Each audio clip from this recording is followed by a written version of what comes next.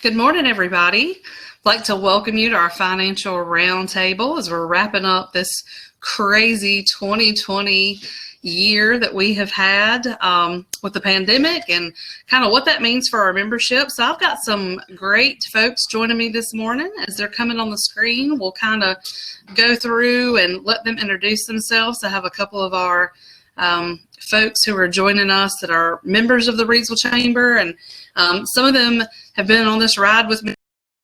So we're going to just kind of talk a little bit about how that goes. So JR, we'll start with you. Thank you for being here with me. And you have been a part of this ride on both on the Remo platform, on the Zoom calls and the PPP and the huddle from the beginning. So thank you for kind of helping me wrap it up. I've had a lot of questions. So tell everybody a little bit about who you are and what you've been doing and kind of how things are going your way. Yeah, Diane says we've been on the same ride for a while. I mean, you could apply that to 2020. You could apply that to her whole career at the Reidsville Chamber. I've been a member of the chamber since, I think, 2009, 2010. That was right about when Diane joined us.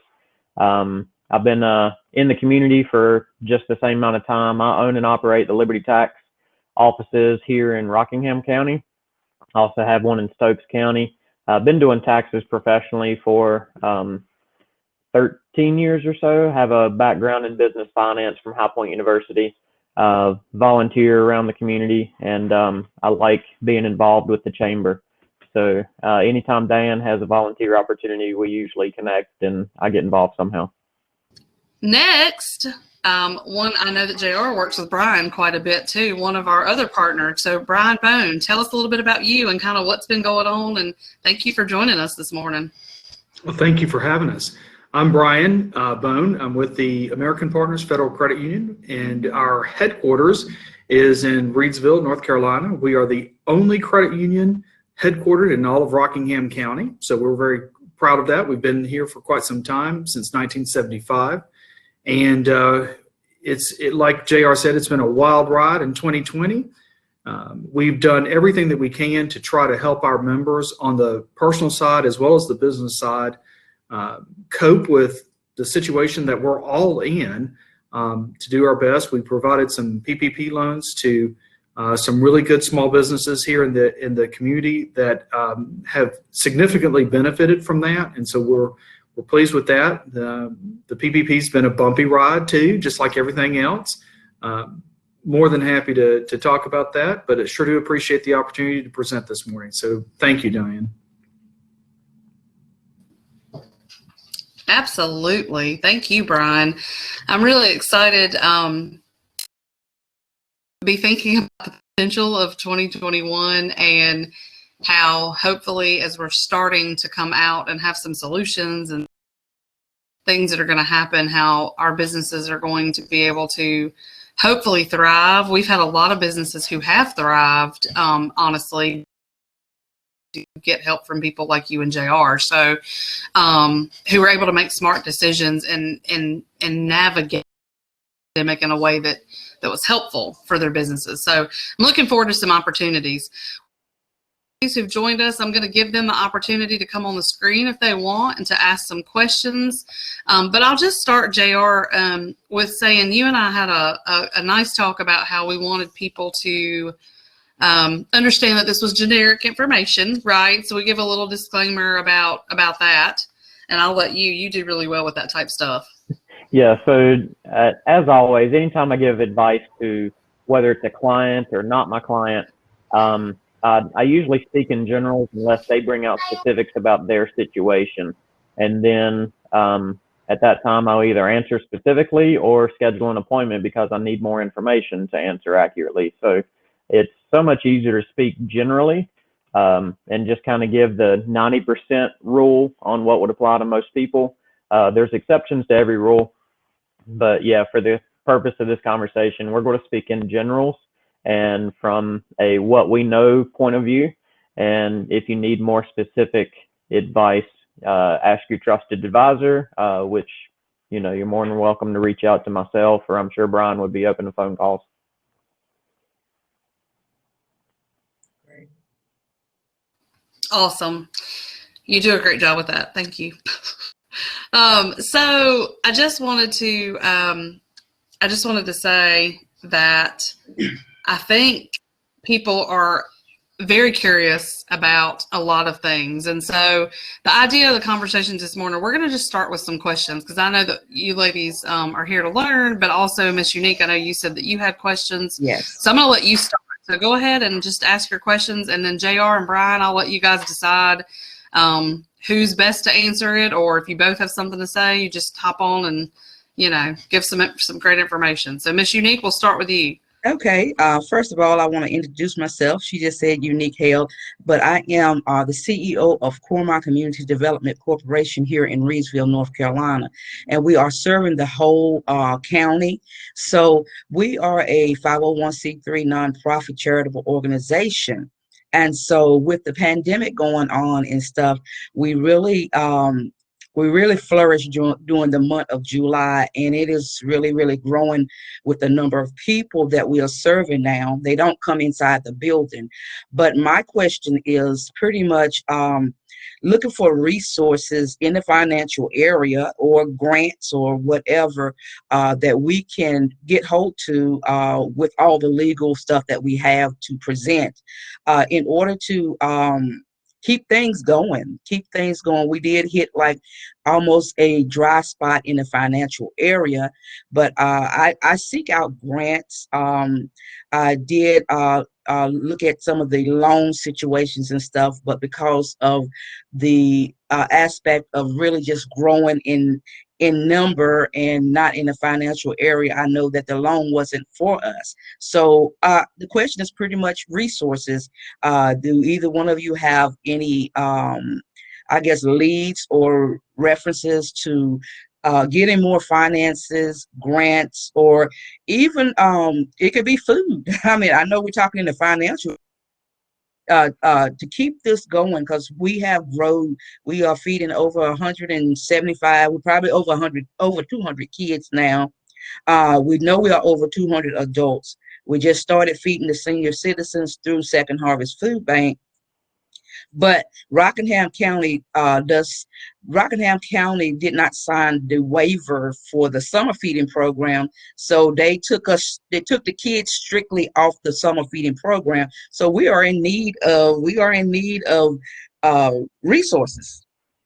Okay. And are you looking mostly for resources for your organization, or that you can send your petitioners to, or the people that you serve? It could be all around because we're actually serving the whole Rockingham County. So it could be if we can send them somewhere, or it could be for our organization too. I know with our organization, we're gonna need some funding. We're gonna need grants or something, but also too, if we can send them other places. From my understanding, speaking with the chamber also in Eden, that we are the only ones in the 4 to 5 o'clock range that is doing what we're doing. So, and then we have a great amount of people, kids and families coming our way. So we do have a lot of people on board that's trying to help us. But I was like, today would be a good morning for me to actually get on and see if you all know of any resources or anybody that can actually help in the area. So it doesn't matter. Long as we're taking care of Rockingham County all together, that's fine, because we're not focusing just on us. So we're looking, to partner, to team, do whatever, and we do have some coming on board to partner with us. They're setting up all year round. The food boxes, the food drive, they setting them up all year round instead of just around the holidays. So it's coming in. It's just, the resources. So whatever you all have to provide will be okay. So it sounds like you're looking for not only to help out the participants that walk through your doors or that Exactly. serve, but also for your organization. Exactly. I'm more in a position to probably help your organization than I am the participants, but because I serve on the board at United Way of Rockingham County.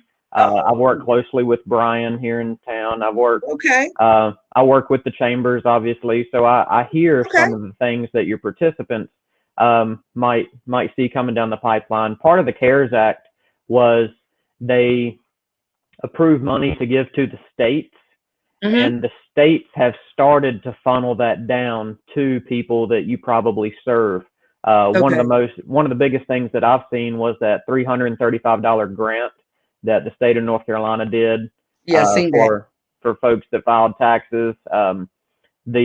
The people that did not file taxes, their deadline is December 7th. Everybody that filed taxes, their deadline was October 15th. So that was one thing that came down the pipeline, but not a lot that you could have done. I mean, they had to work with the Department of Revenue. Another thing that's coming down the pipeline is different municipalities can apply for a grant for their town or county.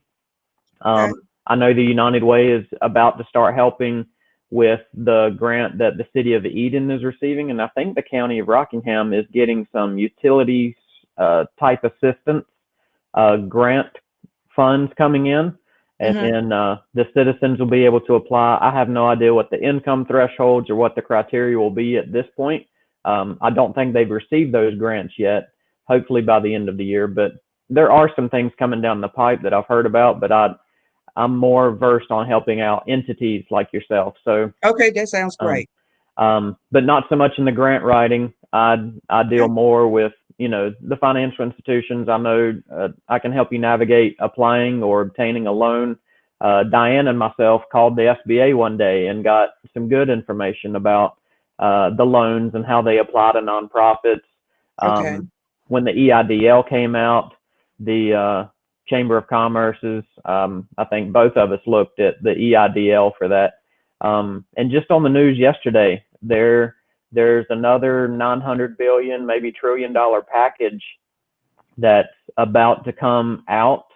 Looks like it's going to pass. I haven't seen any details, but they'll probably have some similar PPP type loans, maybe another round of EIDL funding, or they might invent a new type of loan with or without forgiveness. And those loans that you get that have a forgiveness component, those are in essence a grant.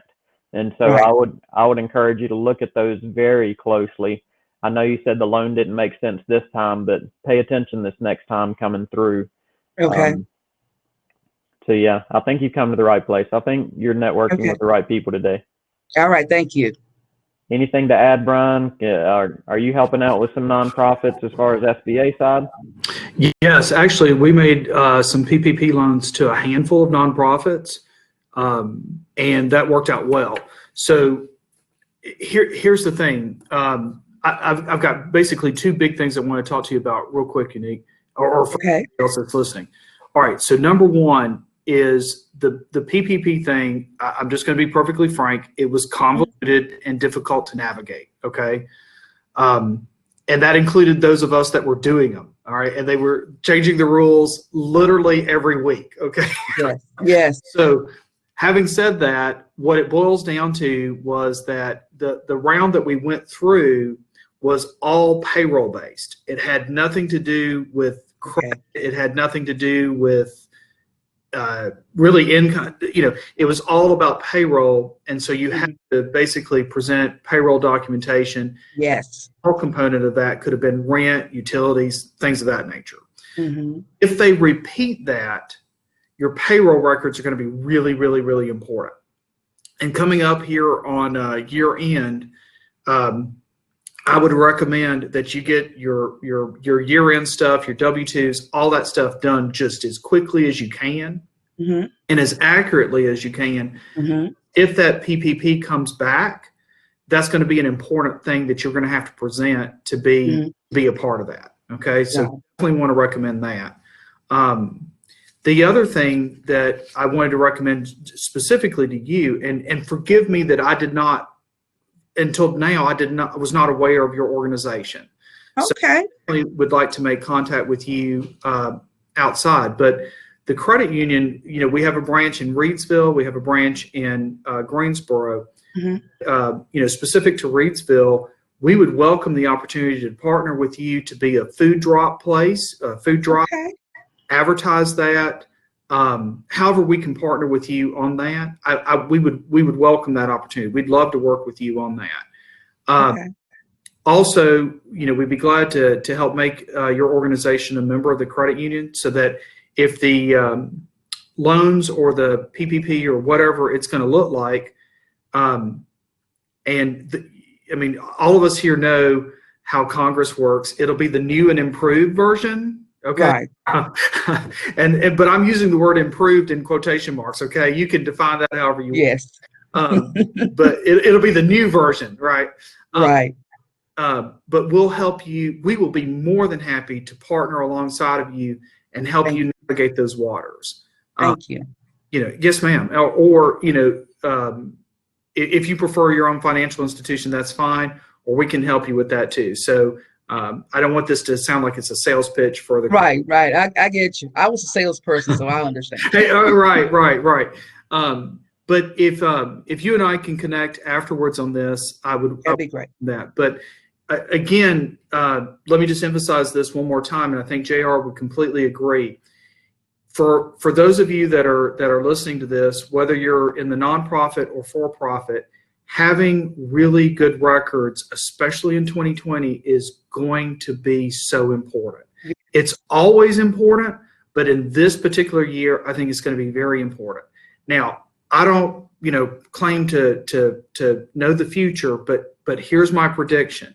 With this vaccine business going on, and God knows we all welcome that coming, but we're still going to have to get through a winter, and winter's hard even in normal conditions. And if there's more lockdowns, or there's more of this, businesses are going to suffer, nonprofits are going to suffer. I mean, everything will. So if the government does come out with additional age packages, like I say, you want to be ready immediately to go on those. Have all of your, especially if it's payroll based, have all your documentation ready to go. So forgive me for repeating myself, but I can't emphasize it enough how important it is. Right. So those are the two things that I wanted to throw out. And then if there's anything that I can help answer, I'll be glad to. I've been JR's been doing taxes forever, and I've been a banker and in the credit union space for a little over 30 years, even though I know I don't look it. But more than happy to try to answer or help out with any kind of banking type questions. Right. Go ahead, Unique. No, I was just going to say that the nonprofit, we actually got established of March of last year, 501c3 in April of last year. Okay. It really took off in July. And then, nobody is in place concerning payroll. So there's no W-2s, there's a 990. So would that still be in lead of what you're doing? That's going to make it hard. Okay. Okay. Well, let me put it this way. That's going to make it harder the way the PPP rules were. That's what I figured. Okay. Yeah. Yes, ma'am. So now I can't speak to what the future will be. Right. But yeah, that would make it hard. So okay. It might be, I don't know your financial situation, but it might be worth your while to look at doing that. So, I don't know if you have strictly volunteer organization or if you have paid professionals or whatever the case may is. But if you want to have a conversation offline, I'll be more than happy to visit with you, and we can go into whatever depth you want to on that. Okay, definitely offline conversation would be fine. Ma'am. And Okay. JR, you was getting ready to say? Well, what I was just going to reiterate what Brian was stating. I worked with Brian on my PPP for my business, and a lot of what slowed down the process for a lot of individuals and bankers was the lack of information coming out. It was hard to get clarity. They passed a rule stating that, hey, we're going to give PPP loans with forgiveness to have records. And then the bankers had to interpret what that meant, what kind of records and how do we issue. And so the more the better. Yes. Is there anyone receiving income from your organization? Is anyone on payroll? No.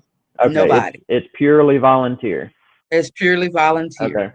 Okay. So the PPP loan probably wouldn't make as much sense for you. Right. It was a very good interest rate, but the forgiveness is what was mostly appealing to folks.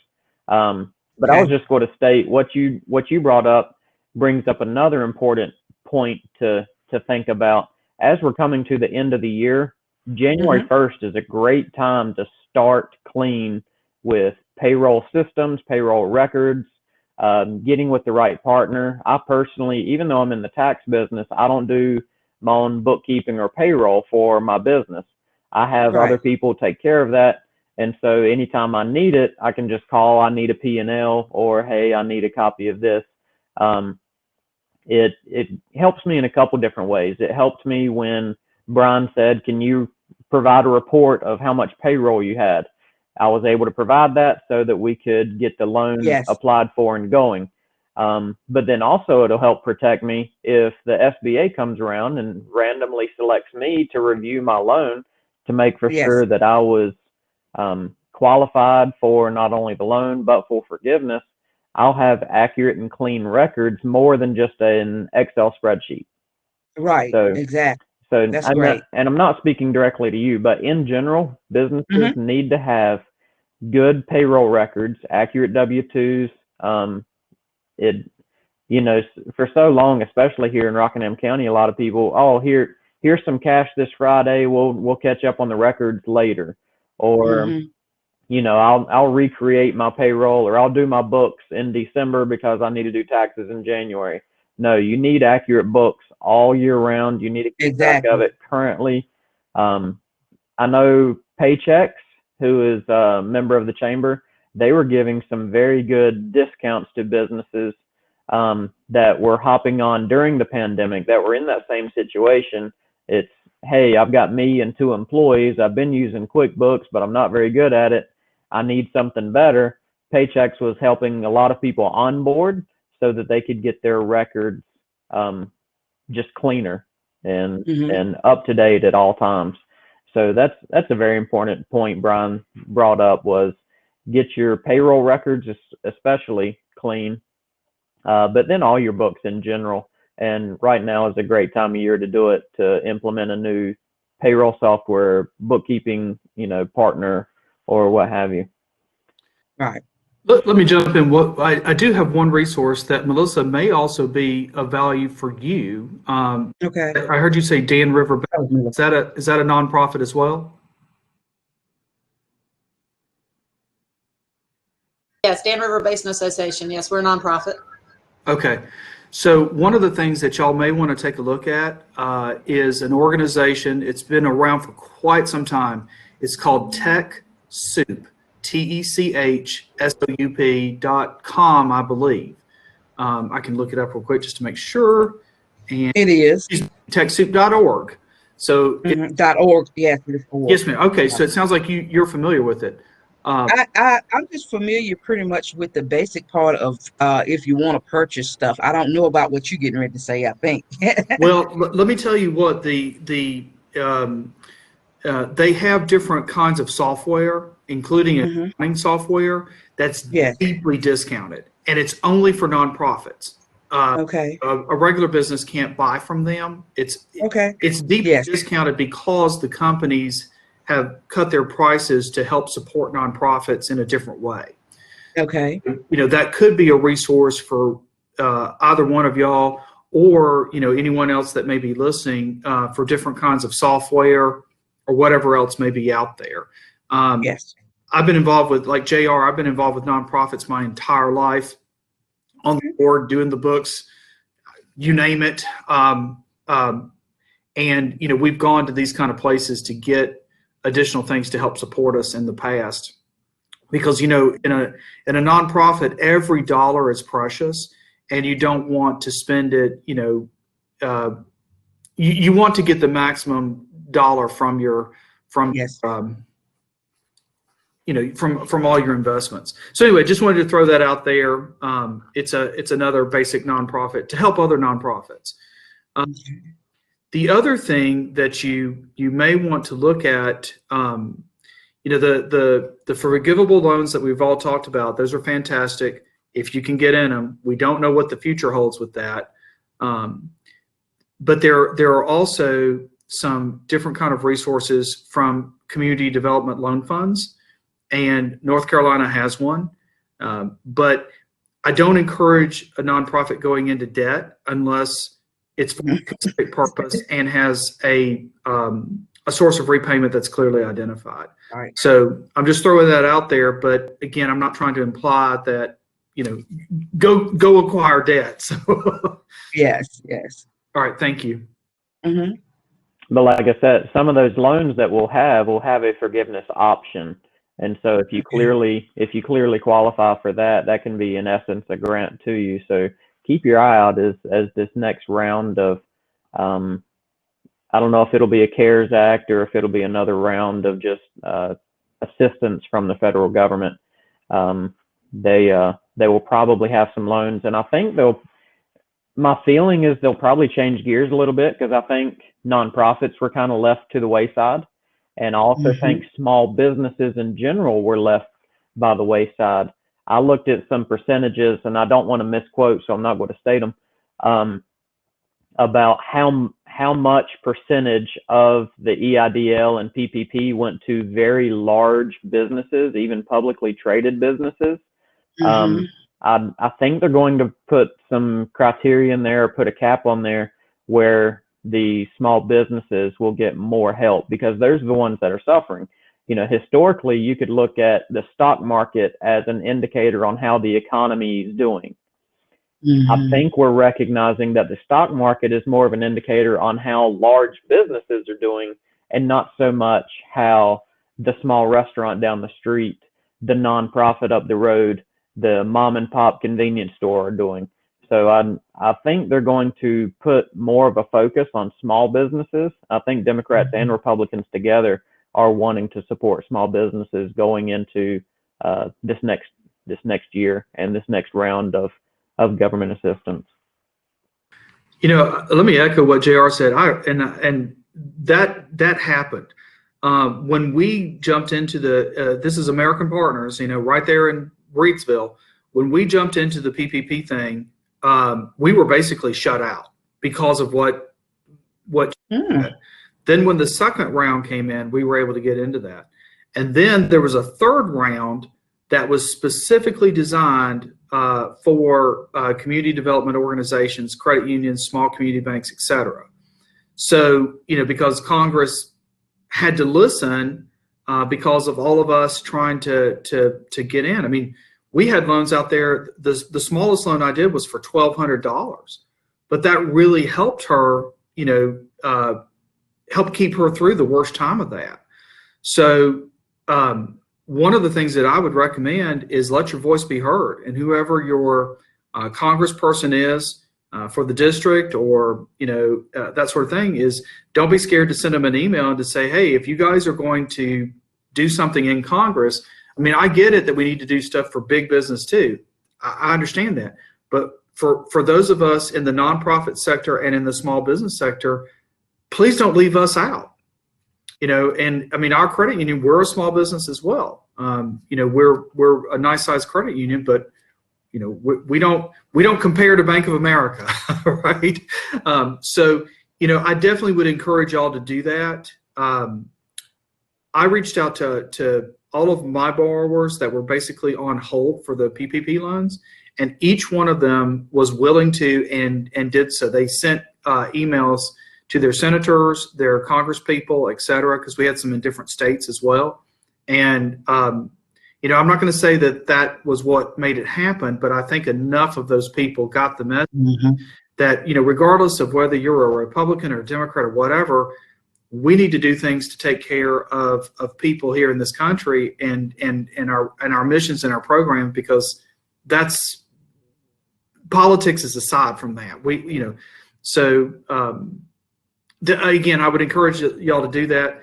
Talk to your board members about doing it. Talk to whomever about, we need actionable items to support small businesses and nonprofits in our communities. So when y'all put together a package, don't leave us out. And I would just encourage you to be willing to do that. I did that personally. Diane, we had someone from local government on one of our roundtables previously, right? Who was that? Sorry, I was missing part of the conversation. Local government regarding, we've had several folks, so I'm not sure. I can't remember who it was. I could look back in my email, but I did just what Brian stated. I took the chance. I grabbed his email during the conversation, and then after the fact, I sent him an email addressing a couple things. One was small business taxes, a way to help small businesses. We used to have a provision where small businesses, they weren't taxed on the first X amount of dollars on the North Carolina state return. I suggested bringing that back. Another thing that's really going to hit people this year, and this is, everybody knows somebody that this will affect, is they drew unemployment. A lot of people think unemployment is tax-free. It is not. It is taxed both at a federal and a state level. And some people got a large amount of unemployment. And typically the default is to not have taxes withheld on unemployment. And I don't disagree with that. I think when you're on unemployment, you probably need every dollar you can get. So not having withholdings makes sense for a lot of folks. But the taxability of unemployment is just like getting another job. And so that's going to throw some people for a loop this year. They're used to making, say I made $30,000 regularly for the last few years. This year I made $20,000 at my W-2 job, and then I made $10,000 on unemployment and had nothing withheld on that last third of my money. That will throw your tax refund for a loop. It could even put you in a position where you'll owe this year. Also, there's some credits that are based off of your tax return that are based off of earned income versus unearned income. One of the largest ones that people are familiar with is the earned income credit. That is only generated if you have earned income, a W-2, a 1099, self-employment. It will not generate based upon unemployment income received. And so if someone's used to getting a large refund because they might have a child that, they qualify for some of those refundable credits, they're going to get thrown for a loop this year. And so I think the nonprofits are going to be hit in January and February with people that expected a refund check from the government during tax time, and it's not going to happen. And it's a big change that they're not used to. So unemployment, it was great that they expanded it. It was great that they gave additional money. It's going to throw some people's tax situations for a loop.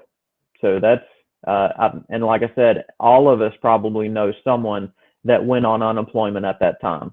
And it's better to plan now. It's better to plan early. One of the things I tell people is if you think you're going to owe, don't wait until April 15th to come into the office. Come in January. Let us at least get an estimate put together. And then if you owe, yes, we can wait to file it in April, but at least we need to get you, we need to know where you stand.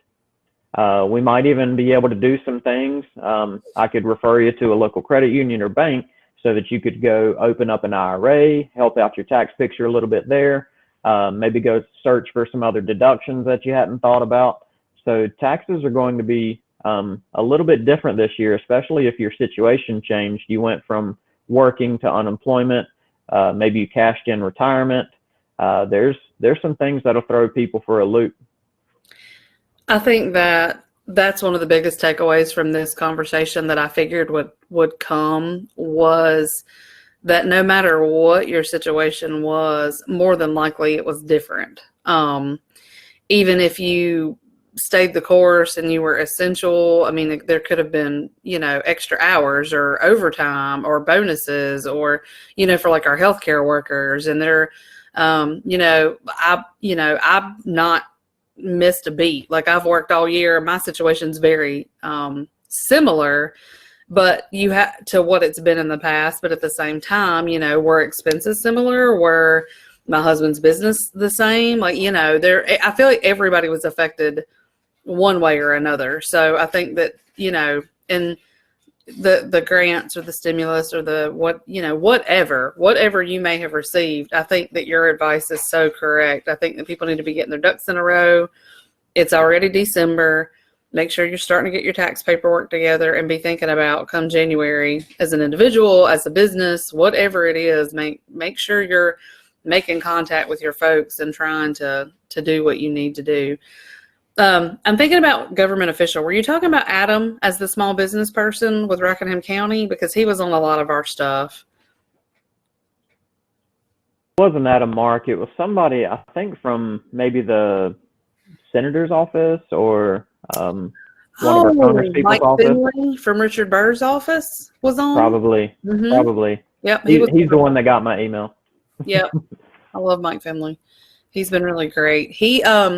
Mike Finley was really good at explaining to me one of the things that JR mentioned, and I think unique when you were asking some questions, and then as Brian was explaining things about helping the nonprofits.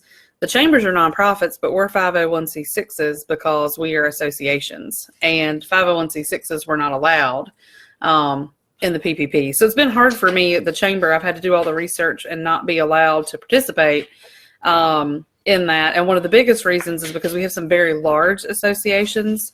The NFL is an association. The NRA is an association. There's a lot of very large 501c6 associations, and Congress was not comfortable allowing that. And chambers across the nation have fought for the chambers to be a part of the PPP. So while we did look at the EIDL, we were not able to participate in the PPP. And my biggest advice for PPP was to get with your Brian Bones of the world and make sure that you were talking to your banker and make sure that you were doing all those things. And I'm sorry, I was having some technical difficulties, guys, so I missed out on a lot of the meat of the conversation in the middle, so I don't want to circle back. But one of the questions that I was asked, and I don't know if this has been discussed, there are people who got help from folks like Brian, and they got their PPP money, and they did all the right things, and some of them are sitting on that money. And what I mean by sitting on it is they say that they're spending it or not spending it, or they're spending the other money. Like, I think there was a lot of question about they were scared it was going to be changed again, that the rules were going to change after they got the money. Do you have any just general advice about what they should be doing? My advice was to speak to Brian or to speak to whoever your banker was or whoever you worked with to get the PPP loan to be sure that you had done everything. But some of those people were almost afraid to spend the money even after they'd gotten it. So can you talk a little bit about that if you haven't? No, we haven't gone over that, but it is a topic that needs to be discussed, because when you got those loans, they were typically contingent upon you spending the money in a specific way. Yeah. And so, you should have not got a brand new car with your PPP loan. One thing that we asked about the EIDL was, could you use it to purchase real estate? The answer was no. There was a large expenditure coming up, whether we need a new, dock in the back of our warehouse or whatever. And the EIDL was pretty specific that it didn't want it to go towards real estate. It needed to go towards regular operating expenses. So the PPP in the beginning was payroll protection. They did loosen it up a little bit. You could spend it on utilities and other operation expenses. But the EIDL from the beginning, it's always been operational, and it needs to be normal and ordinary expenses that you typically use in your business. I think there was a caveat in there. You could pay off some short-term, some receivables, or short-term debt, but they didn't even define what short-term was. I tried to advise people short-term is typically less than a year. So credit cards, little lines of credit, I think you could use EIDL money on. But for refinancing big loans, using it on real estate, business expansion, the EIDL was not built for that purpose. And so while I don't think you need to sit on the money, you don't need to just leave it in the bank, because this money was put into the economy to keep the economy going. Cash flow keeps everything going, right? That's the grease that helps the wheels move. And so if you just sit on that cash, it's not being put to work. But you can't go crazy with it either and just, buy a new car for all your top executives in the company either. So yeah, there are some restrictions depending on the company, depends on the type of loan they got, on where that money needs to go.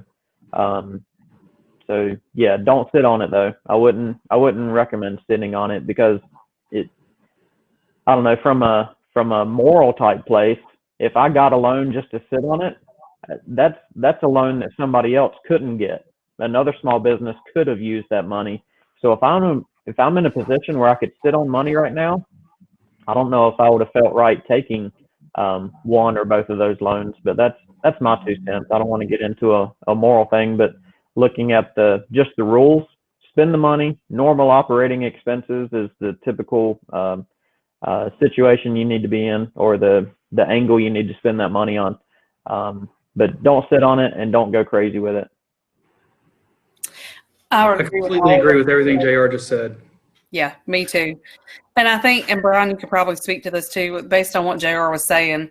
One of the businesses in particular that asked me about it and said they were quote unquote sitting on it, like, so right back to the moral thing, I think they were one of those that thought that their industry was going to bottom out, and then it didn't. And then things got where they just, kept moving forward. And then it was like, well, we did it and we have it, but now we don't need it. And now we don't know what to do with it. And but to your point, the whole point was cash infusion for us to keep the economy going and for things to be spent and to keep people employed, right? So that we were paying people, and then people were going out and spending the money in their local economy on gas and groceries and food and dining and keeping those restaurants going and keeping those, those small businesses going. So I think that everything that has happened, particularly in Reidsville and Rockingham County, we've been really fortunate.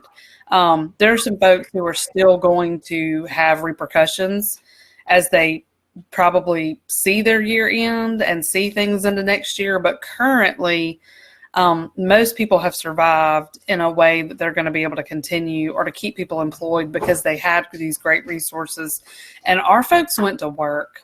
Our banks and our credit unions and our financial institutions, oh my goodness, like, we went to work, and there was a lot of PPP money that came into this community. And we're really thankful for the hard work of people like Brian and the people like JR who have walked through this with everybody, through the chambers, through his business, just as a person. JR's always a great, got great advice. And we've been able to kind of walk through this and help people find answers. And that's what it's about. It's about being a community and coming together and doing that. So that's one of the benefits of being in a small town, in my opinion. So I had reached out to a couple larger institutions, and I don't know if the gears just moved slower there or they didn't have good information. But I was turned down on PPP a couple different directions. And then I was able to talk to someone who was well versed in it, and Brian, and he was like, "Oh no, you don't. That rule, they're kind of misinterpreting. All you need is this and this." And I was able to get that loan. And then he also gave me, advice and education on what I would need to apply for the forgiveness, which we've sent that forgiveness through already too. So having it's not just, the number of banks or the number of tax preparers or the number of accountants or the number of nonprofits you have. I think oftentimes it's the people working inside those doors that can make a difference. So we're lucky to be in a small town where I can call the CEO of a local credit union and he can help me. I can call someone that's definitely educated and knowledgeable. I don't know, I've never experienced working in the big city in a small business, so I don't know how easily accessible the director of the Chamber of Commerce would be for my little business if I was in a larger populated area. So I think we're lucky to be in a small town, especially during this. I would agree with that. The mayor and I have talked a lot about how we're actually going to benefit from the pandemic. We've had lots of calls about people wanting to move here.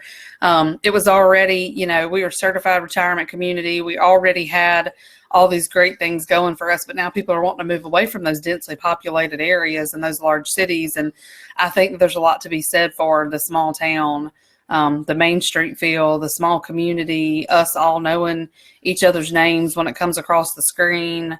I like that when my people sign in, whether they were registered for this event or not, as soon as I saw names pop up, I knew their names, I knew their faces, I knew who they were with, and I was prepared for what kinds of questions they were going to have, and had not had any, like Melissa and Unique, had not had any previous conversation with them about this event, but kind of knew what the feel was going to be from knowing them. And I think you're right, we've benefited from that. So ladies, do y'all have any additional questions? We're going to try to wrap it up here and let Brian and JR, if they have any more wisdom to impart with us today.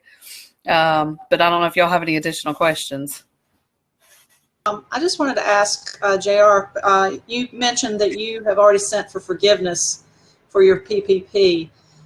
Is that something, I think from what I understand, we've already spent all of it, and so we should go ahead and do that at Dan River Basin Association, send for forgiveness?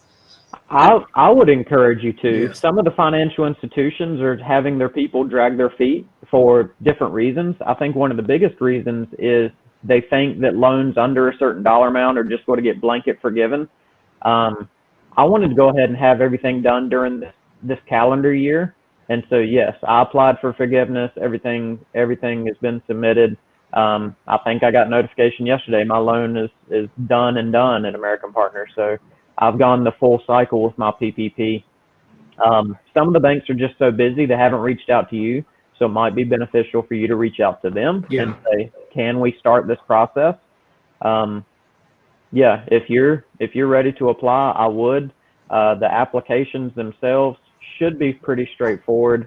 But again, if you need help with any of that, you can reach out to your accountant or the banker that helped you with the loan, and they should be able to guide you through that. Okay, thank you. Melissa, was y'all's less than $50,000? I honestly don't know. Okay, if y'all's was less than $50,000, fill out the S form. The S form, okay.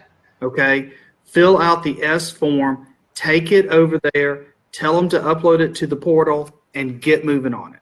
Okay. I mean, again, I'm going to fully echo what JR said.